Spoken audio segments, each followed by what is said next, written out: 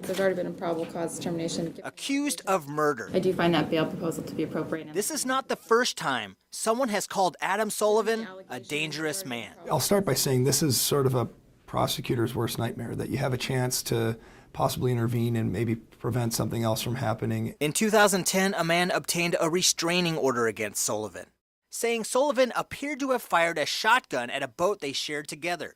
Adam was, quote, unstable and prone to violence with little or no provocation, the man, a family friend, wrote at the time. When Adam began dating her sister, Brandy, Tina Novotny was worried. I knew his reputation. I didn't like him. I didn't like his personality. I knew how controlling he was from the beginning. Nevertheless, they married and made a life together for more than a decade.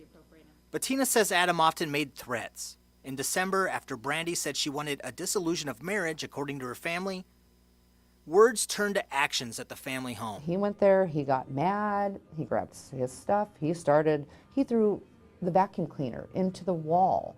There's holes everywhere. Her bed was broke. Her laptop was smashed. Everything in her room was destroyed. Adam was charged with destruction of property, a domestic violence felony. The next day, Brandy filed a restraining order. He started this with my children in the home. They were taken out of the home by my mother-in-law, who is here visiting. This is Brandy's voice. We have children, so that's where I'm at a dilemma. In an Anchorage courtroom, worried about her two daughters with Adam, ages 11 and 13. The very next month, attorneys for the state of Alaska dropped the felony domestic violence case against Adam. We met with District Attorney Clint Campion to find out why. Mrs. Sullivan had given us input, and we sought that input from her, and she wanted to resolve the matter through the divorce proceedings that she was expecting. Tina says Adam urged her sister to stop her pursuit of the long-term restraining order and the criminal case. He got a hold of her and convinced her not to do it. I think there was a desire to keep the kids out of a criminal proceeding as well, because kids may or may not have been required witnesses for a trial. It appears Brandy never suspected what would happen next. On February 16th, police say Adam shot Brandy multiple times, killing her at the home they once shared. One of their daughters called 911.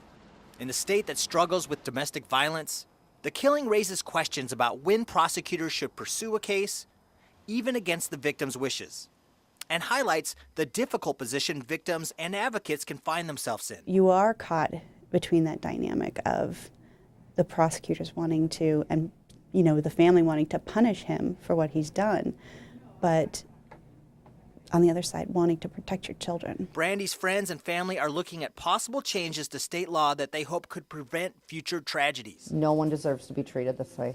No wife, husband deserves to live a life like that, and no child should ever have to live in a home like that. Susie Pearson, executive director of an Anchorage shelter, says it's not uncommon for a victim to think of others first. She was caught up in a situation that she wanted to protect her children, and that's the case for almost anybody in an abusive situation. They're going to put their kids first. Tina says she wishes prosecutors had not dropped the case against Adam despite her sister's wishes. She didn't want her daughter to be on stand and, be on trial as a witness against their dad.